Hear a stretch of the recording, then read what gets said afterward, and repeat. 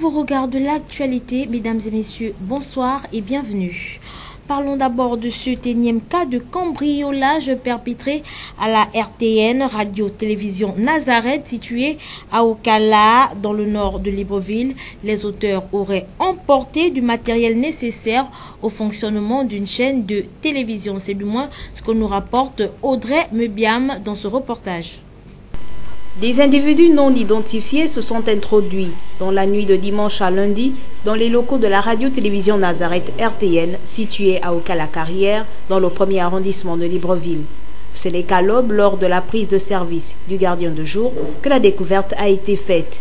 Les auteurs se seraient introduits par la fenêtre située à l'arrière du bâtiment menant directement à la salle de régie télé, emportant avec eux plusieurs appareils tels le TriCaster, appareil permettant la diffusion des émissions en direct et saccager le reste. Conséquence, les téléspectateurs sont privés de leur programme habituel.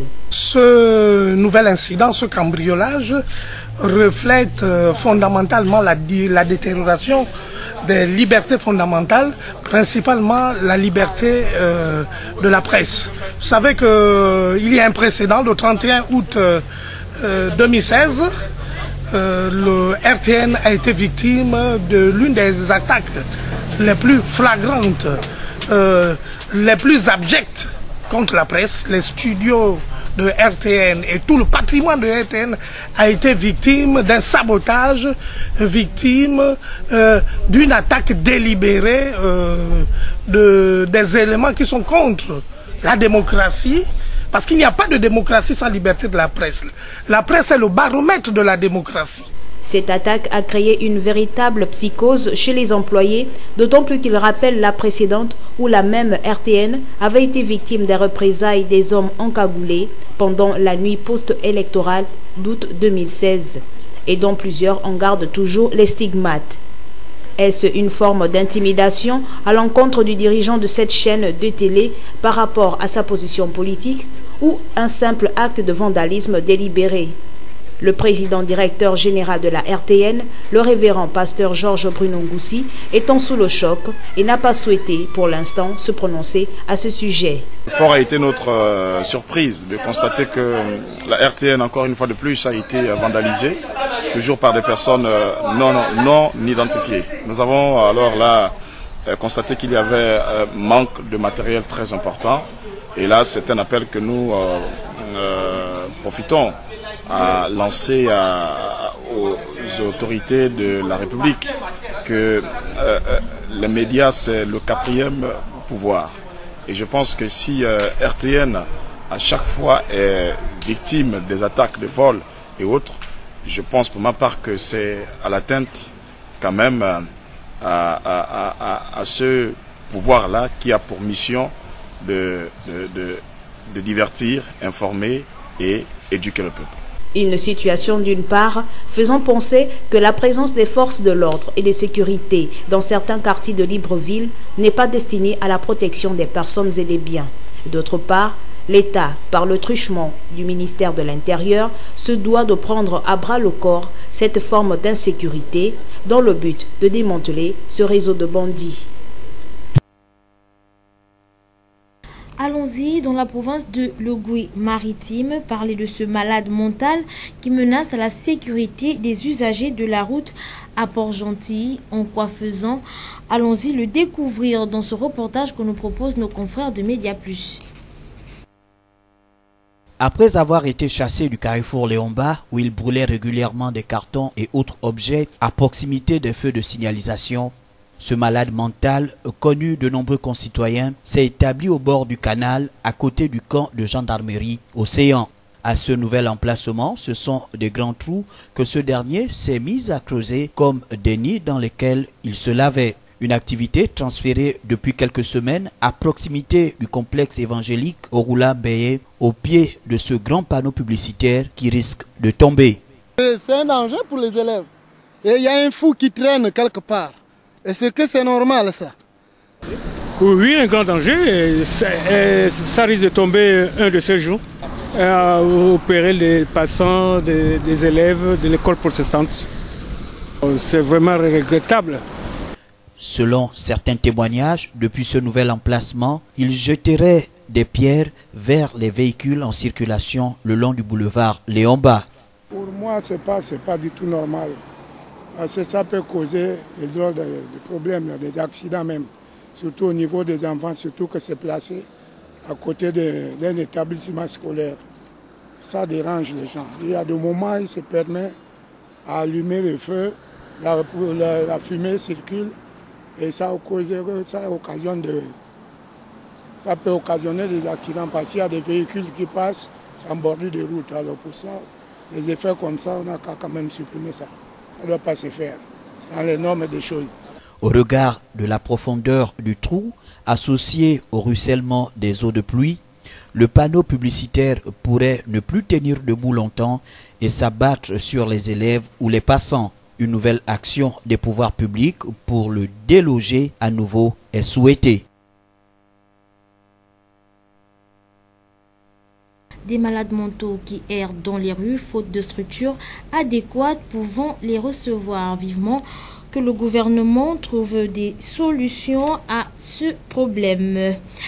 Parlons du retour des pluies avec la problématique des branchements anarchiques qui refait surface dans certains quartiers de la capitale économique exposée au danger permanent. La population port-gentillaise en appelle à l'intervention de Dame SEEG. Média Plus pour le reportage. Phénomène ne datant pas d'aujourd'hui, mais moins observable en saison sèche, les dangers d'électrocution relatifs au branchement anarchique hantent à nouveau l'esprit des populations au quartier derrière la SEEG avec le retour des pluies, donc de l'humidité. On passe les moments difficiles pendant la saison de pluie. En saison sèche au moins, mais en saison de pluie, il y a tous les risques ici. Les câbles de courant, plus qu'on n'a pas des poteaux qui arrivent jusque chez nous là-bas, les câbles de courant quand ça traîne avec les pluies, les enfants passent par là le matin à l'école. On ne sait pas, l'enfant peut se faire électrocuter avec le courant. C'est ça. On vit les difficultés des années. Nous, on ne trouve pas que c'est normal que la SCG fasse un effort parce qu'ils sont en train de nous dire que nous avons des fraudes ici. Les gens font la fraude du courant et tout ça. Mais entre-temps, ils ne s'occupent pas vraiment étant que tel de la population. Nous regrettons vraiment dans ce sens-là. L'absence ou la distance des conduites d'eau, quand ce n'est pas le manque de pression, représente un réel handicap pour les ménages les plus reculés. Mais la station d'eau à côté, mais là-bas, on n'a pas d'eau. On n'a pas d'eau là-bas. Si vous venez là-bas en saison de pluie, vous allez voir, je puise l'eau dans un trou qu'on a creusé. Et ce n'est pas normal, on peut ramasser des maladies. La gale, tout ça, on peut ramasser la mycose, tout ça à travers l'eau là. Parce que ce n'est pas une eau potable. On lance un message à l'endroit des autorités qu'ils doivent d'abord voir notre problème derrière la SCG de Bac Aviation. Parce qu'on vit vraiment misérablement. Et puis, ce n'est pas normal. Nous demandons vraiment à l'État de faire l'effort.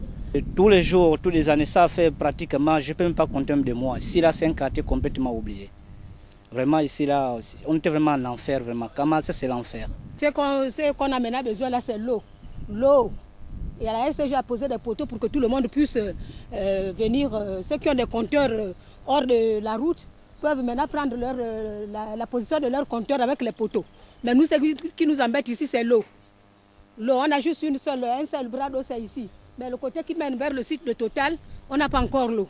Désespérées, les populations vivant derrière la SEEG ne baissent pourtant pas les bras en sollicitant toujours l'assistance des pouvoirs publics pour l'amélioration de leur quotidien.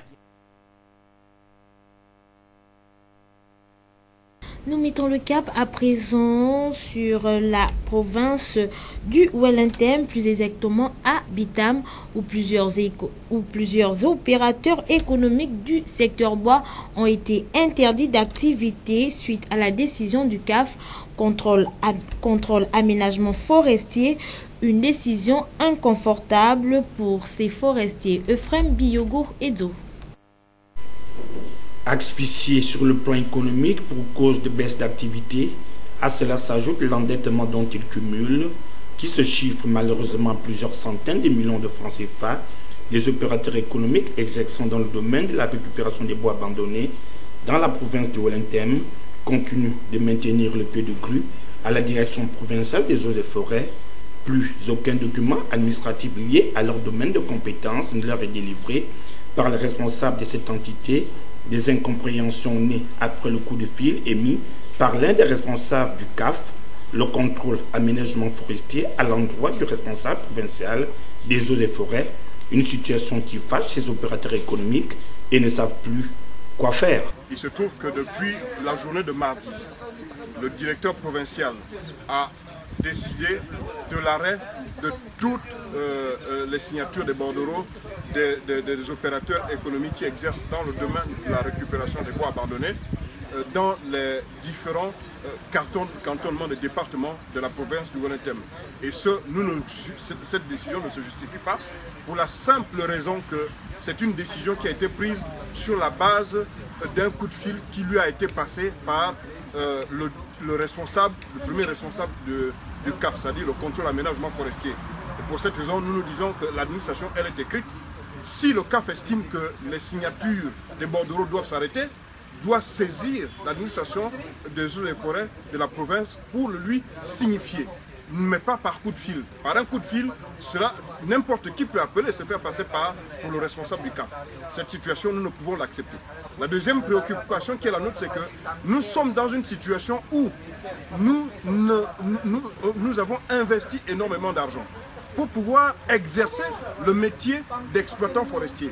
La récupération des bois abandonnés coûte énormément d'argent. À noter que cette situation conflictuelle entre les entreprises de la Confédération générale des petites et moyennes entreprises industrie et la direction provinciale des eaux et forêts met au chômage plusieurs centaines de jeunes résidents des cantons et villages impactés par le projet de récupération des bois abandonnés, chose qui pourrait conduire non seulement à l'exode rural des populations, mais aussi à toute forme de vice chez ces jeunes si les autorités compétentes ne prennent pas cette difficulté à bras le corps.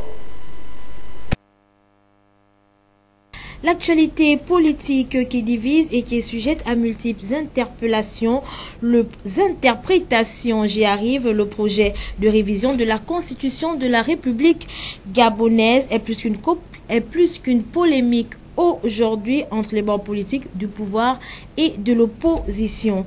Que prévoit réellement ce projet de révision de la Constitution? Que faut-il faire pour sortir de cette situation qui tend vers une crise?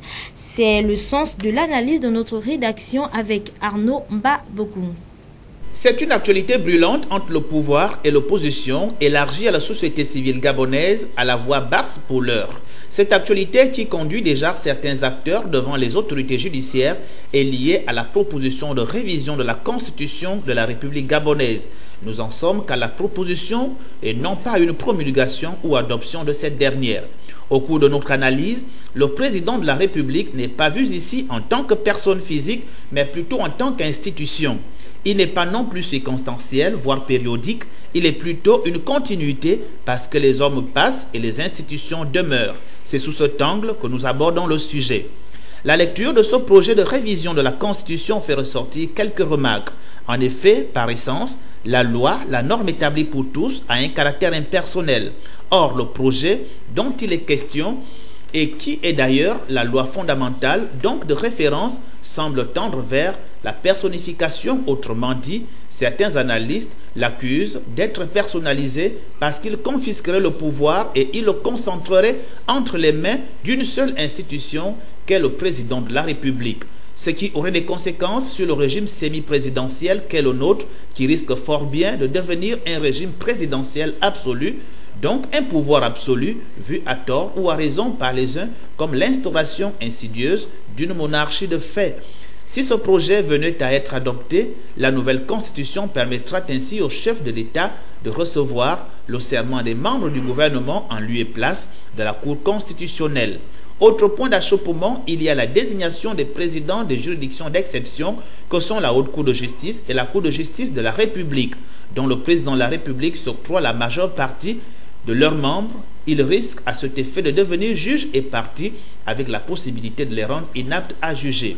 Venons-en à présent à l'examen des quelques articles du projet de révision de la Constitution. À l'article 8, on déduit l'instauration du pouvoir absolu du seul président de la République, mettant ainsi fin au bicéphalisme avec le gouvernement et le Premier ministre. Donc c'est la fin du partage prévu par la Constitution en vigueur. La cohabitation est prévue, mais elle va rester formelle à cause des restrictions de l'article 8 nouveau.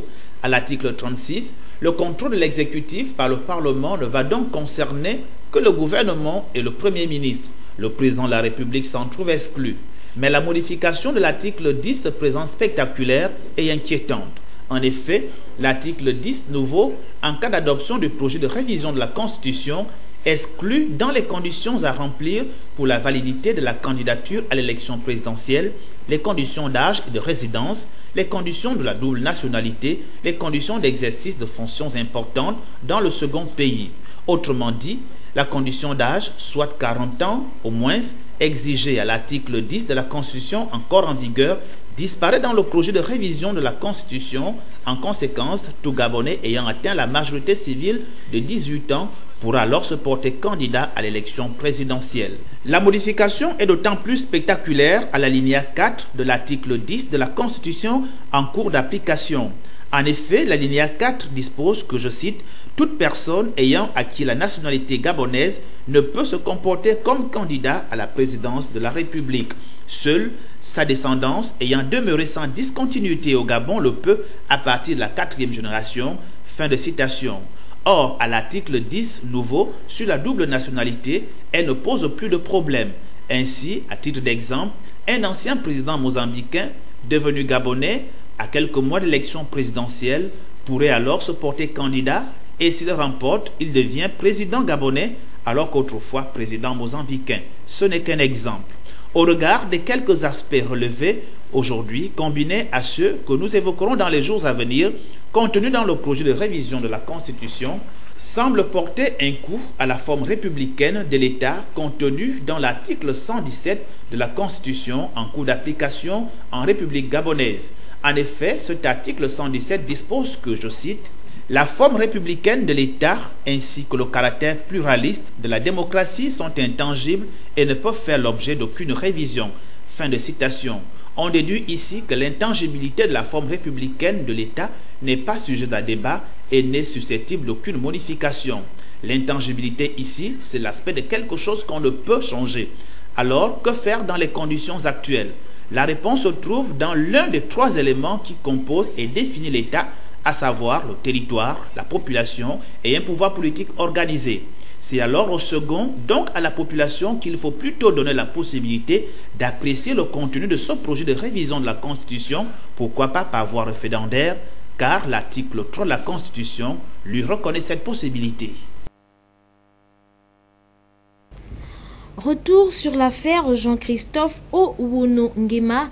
En effet, ce dernier a été convoqué le 30 octobre 2017 pour être entendu devant les officiers de police judiciaire suite à ses propos tenus sur les antennes de la chaîne française TV5 Monde. Jean-Christophe Owono Nguema, 6e vice-président du Sénat, a brillé volontairement par son absence. Une absence qui pourrait se retourner contre lui. Pierre Parfait Mbadikoum. Il l'a dit, il l'a fait. Jean-Christophe Owono Nguema, le 6e vice-président de l'Assemblée nationale, n'a pas répondu le 30 octobre 2017 à la convocation à la DGR, Direction générale des recherches, pour être entendu devant les officiers de police judiciaire agissant sous la direction du procureur de la République près le tribunal de Libreville, Steve Ndong et Son Ndong.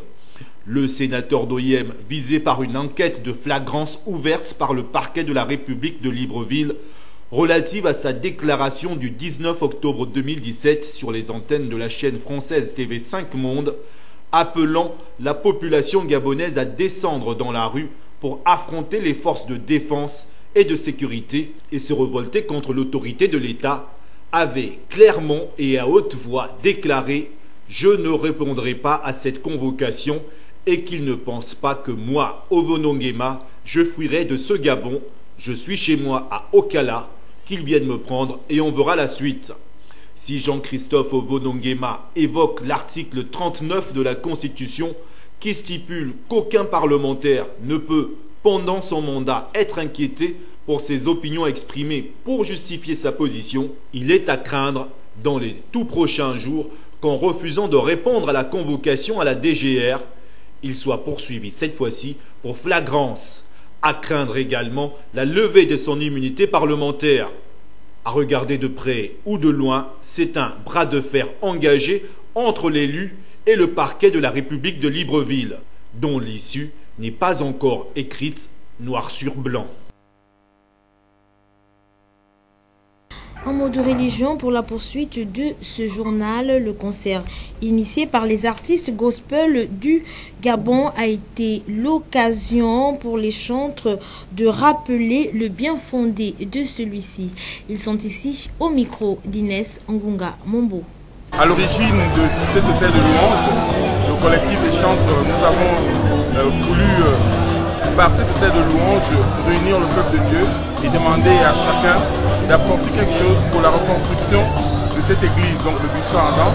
Vous savez que la dalle s'est écroulée et depuis un moment, le peuple de Dieu prie sous un hangar.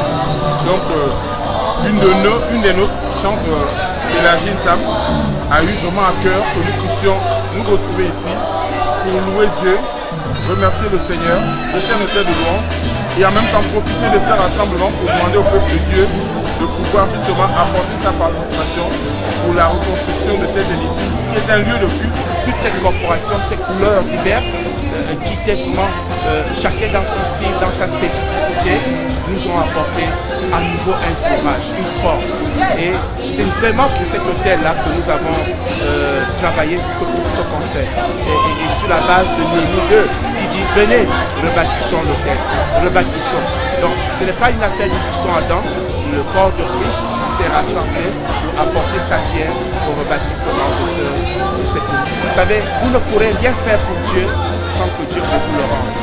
Et le rebâtissement du buisson ardent est une opportunité que Dieu donne à toute personne, même païenne, même si tu es loin du Gabon, où que tu sois. Nous devons saisir des opportunités qui nous permettront d'aller plus haut. Dieu donne pour nous une opportunité de nous bénir. C'est pourquoi, quand Dieu nous appelle tous à rebâtir le buisson ardent, ce n'est pas une affaire du buisson ardent, c'est un problème du corps. Et l'expression du corps, celui qui est touché peut le faire. Parce que je crois que si tu bâtis une maison à Dieu,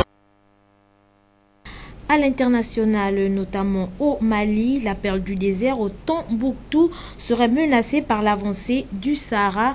En 20 ans, le sable a investi progressivement des kilomètres de voies navigables. Presse internationale.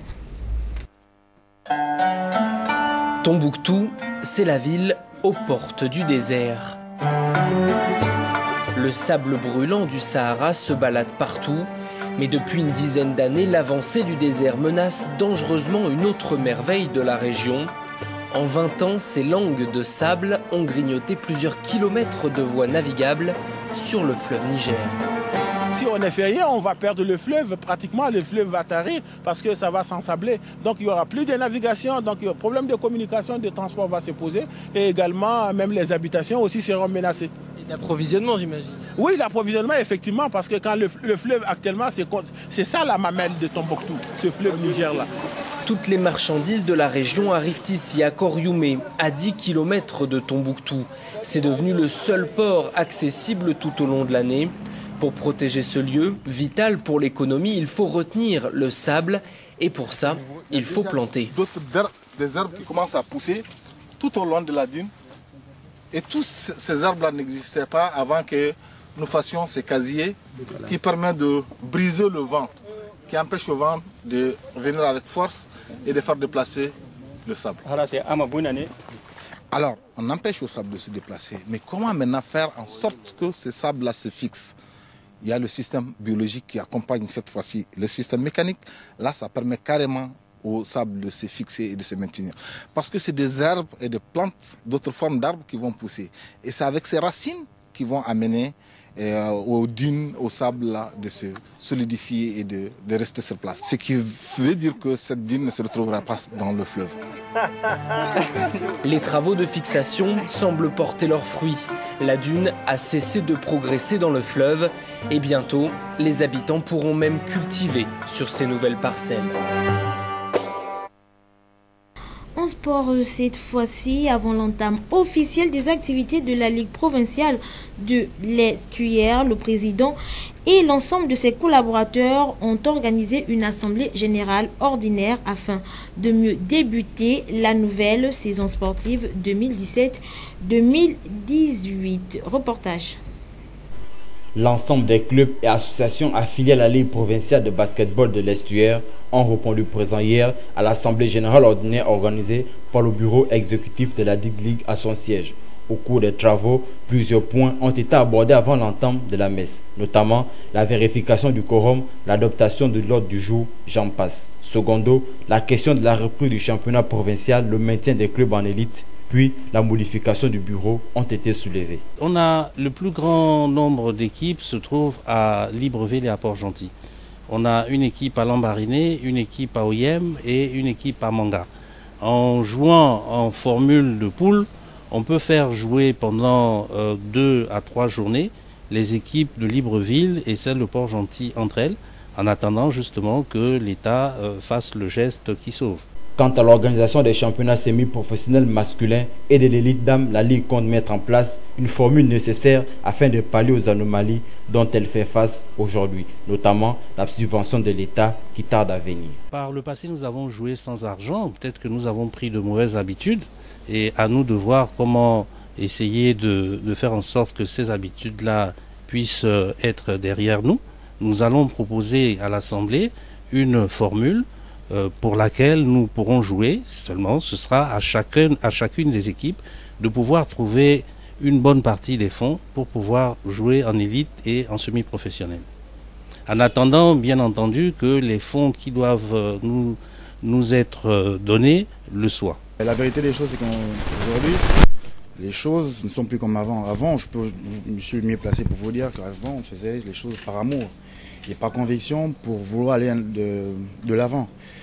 Aujourd'hui, quand on regarde, on met beaucoup de moyens en se disant clairement, s'il n'y a pas de moyens, je ne pourrais pas avancer, je ne pourrais pas faire autre chose. Moi, je dirais non. Je pense que pour nous, on a été des exemples pour les plus jeunes. On a œuvré là, dans cette discipline.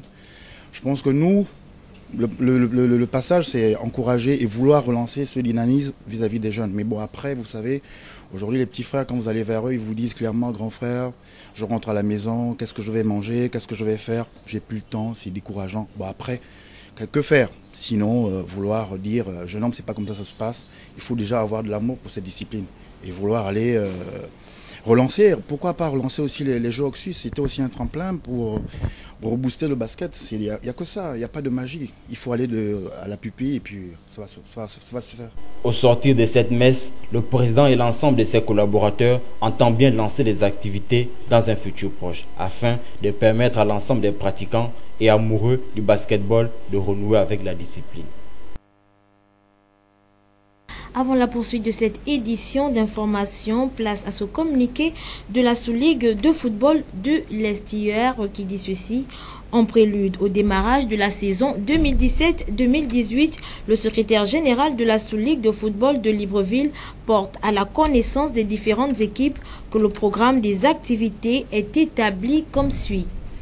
Du 30 octobre au 2 décembre 2017, affiliation, inscription et mutation le 25 novembre 2017 au stade de Nzengayon à partir de 10h, assemblée générale ordinaire le 2 décembre 2017, démarrage de la Supercoupe le 9 décembre 2017, démarrage du championnat des minimes et cadets le 16 décembre 2017, démarrage du championnat de la 4e division. Signé le secrétaire général Fidèle Ondo Beyeme.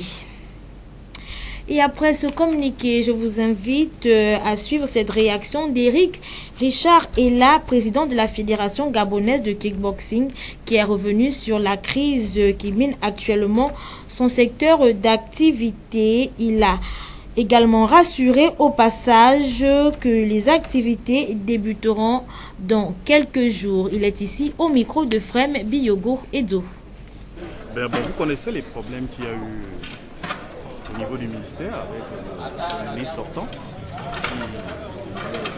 au cours d'une enquête un peu bidon de moralité, avait dû suspendre la fédération et beaucoup d'autres fédérations, parce que ce n'était pas comme la fédération kickboxing, il y avait au moins 10 ou 8 fédérations qui n'avaient pas d'activité. Donc je pense que la sérénité étant revenue au niveau du ministère, les activités vont reprendre comme pour tout le monde.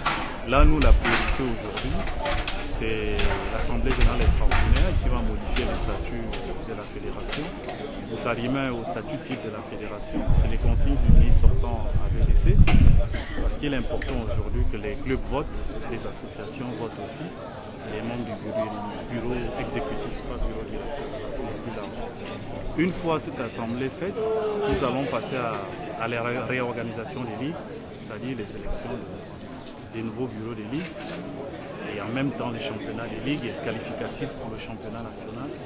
Et ce n'est qu'après ça que nous ferons le championnat national et nous allons clore par l'Assemblée générale élective. Parce qu'il est important quand même que nous fassions l'élection, qu'il y ait un nouveau bureau qui commence à travailler, il y a eu trop de bruit autour de ça.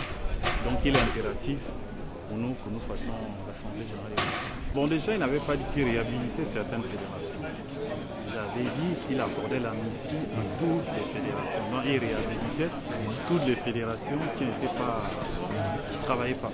Mais moi, j'avais déjà été réhabilité avant. Vous étiez là, le ministre sortant l'avait fait.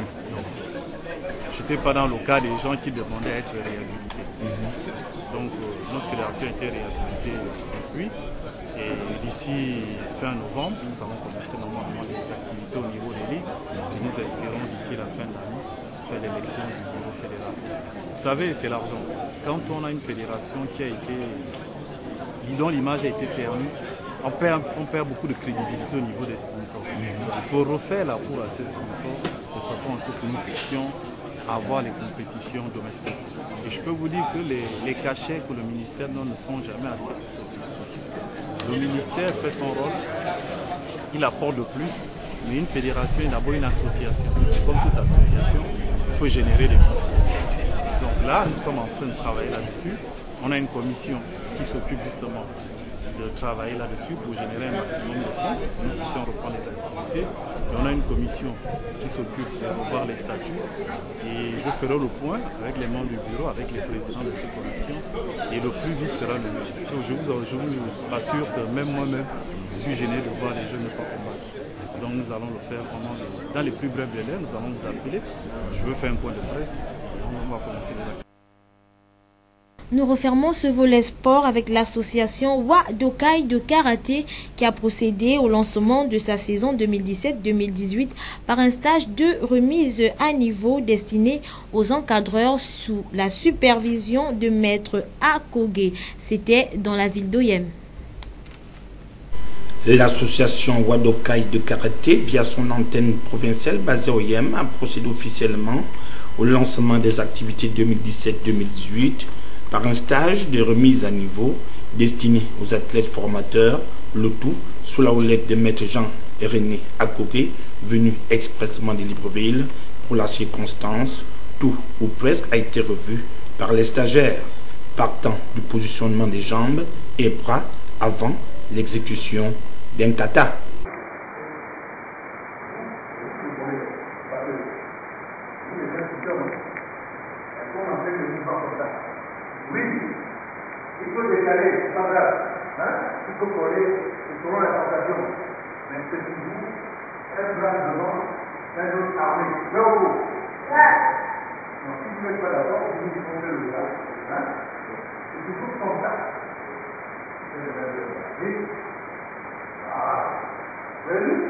Toujours égal à lui-même, l'instructeur a su transmettre ce qu'il possédait de mieux, un apprentissage très vite assimilé par les participants, bien que certains ont eu du mal à pouvoir exécuter ces fondamentaux qui sont essentiels dans la maîtrise du karaté.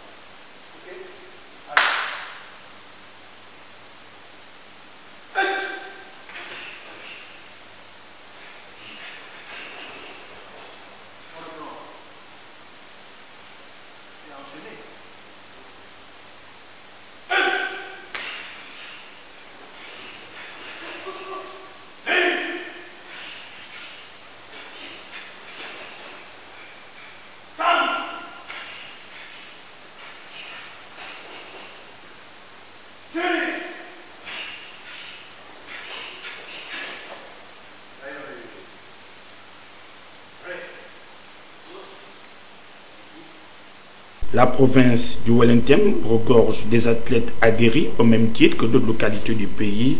Bravo à l'initiateur de ce stage qui n'est autre que Maître Ange Bruno Obamissima. C'est la fin de ce principal regard de l'actualité sur la télévision Shekina. Je vous retrouve demain pour une nouvelle page d'information. Au revoir.